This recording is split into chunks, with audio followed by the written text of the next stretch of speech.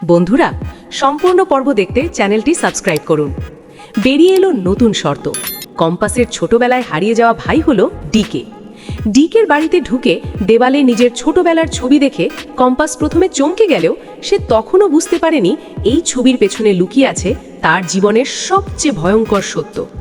ছবিটা ভালো করে লক্ষ্য করতেই কম্পাসের চোখ আটকে যায় ছবির আরেকটা মুখের দিকে, ডিকের মুখ। হঠাৎ করেই কম্পাসের মাথায় ঝড় বয়ে যায়, কারণ এই মুখটা সে আগে কোথাও দেখেছে, ছোটবেলায়, খুব ছোটবেলায়। মায়ের কোলে বসে যে ছেলেটার হাত সে শক্ত করে ধরে রাখত, সেই ছেলেটার মুখটা এই ডিকের সাথে আশ্চর্য রকম মিলে যাচ্ছে। আর তখনই কম্পাসের মাথায় একটা ভয়ঙ্কর চিন্তা ঢুকে পড়ে। ডিকে কি তাহলে তার ছোটবেলার হারিয়ে যাওয়া ভাই, যে ভাইটাকে এক রাতে দাঙ্গার আগুনে হারিয়ে ফেলেছিল তার পরিবার? অন্যদিকে ডিকে ফোনে কথা শেষ করে ঘরে ফিরে আসে। কম্পাসকে চুপচাপ দাঁড়িয়ে থাকতে দেখে ডিকে হালকা হাসে, কিন্তু সেই হাসির মধ্যে কোথাও যেন একটা চাপা কষ্ট লুকানো।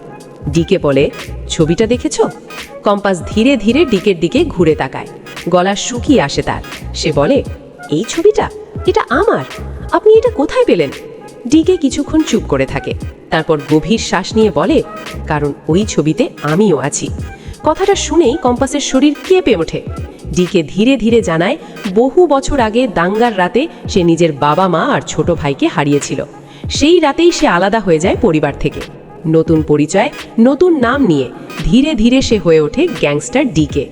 কম্পাস তখন বুঝতে পারে তার বাবার বলা গল্পের সাথে ডিকের গল্প মিলছে হুবহু। হারিয়ে যাওয়া ভাই, পোড়া বাড়ি, রক্তাক্ত রাত, সবকিছু। কম্পাসের চোখ জলে ভরে যায়, কিন্তু সে নিজেকে শক্ত রাখে। সে জানে এখন দুর্বল হলে চলবে না, কারণ এই ভাই আজ সেই গ্যাংয়ের বস যার পেছনে সে এতদিন ছুটে এসেছে। ডিকে বলে, তুই জানিস কম্পাস, আমি তোকে চিনেছিলাম প্রথম দিনই।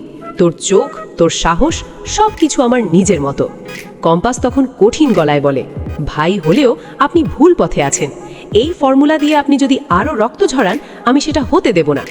ডিকে হেসে ওঠে, কিন্তু সেই হাসি আনন্দের নয়, ভাঙা মানুষের হাসি। সে বলে, এই ফর্মুলা আমার শেষ আশ্রয়। এটা পেলেই সব শেষ করব। কম্পাস তখন নিজের শর্ত জানায়। প্রথমত, গ্যাংয়ের সব বেআইনি কাজ বন্ধ করতে হবে। দ্বিতীয়ত, যাদের ক্ষতি হয়েছে তাদের ন্যায় দিতে হবে। তৃতীয়ত, সত্যিটা সবার সামনে আনতে হবে। ডিকে শর্ত শুনে হতবাক হয়ে যায়।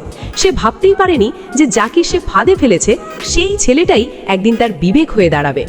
হঠাৎ বাইরে গোলাগুলির শব্দ শোনা যায়। ডিকের পোষা গুন্ডারা জানায় অন্য গ্যাং আক্রমণ করেছে। পরিস্থিতি দ্রুত ভয়ঙ্কর হয়ে ওঠে। ডিকে আর কম্পাস দুজনেই অস্ত্র হাতে নেয়, কিন্তু এবার লড়াই শুধু শত্রুর সাথে নয়, নিজেদের অতীতের সাথেও। লড়াইয়ের মাঝেই ডিকে বুঝতে পারে যে শান্তির স্বপ্ন সে হারিয়েছিল, সেই স্বপ্ন আজ তার সামনে দাঁড়িয়ে আছে কম্পাসের রূপে। শেষ মুহূর্তে ডিকে নিজের অস্ত্র নামিয়ে রাখে এবং বলে, আজ থেকে তুই একা না, আমি আছি, কিন্তু ভুলগুলো শুধরাতে হবে।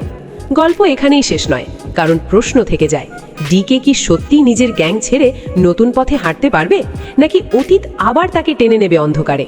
আর কম্পাস কি তার হারিয়ে যাওয়া ভাইকে বাঁচাতে পারবে, নাকি দায়িত্ব আর রক্তের মধ্যে একটা বেছে নিতে হবে?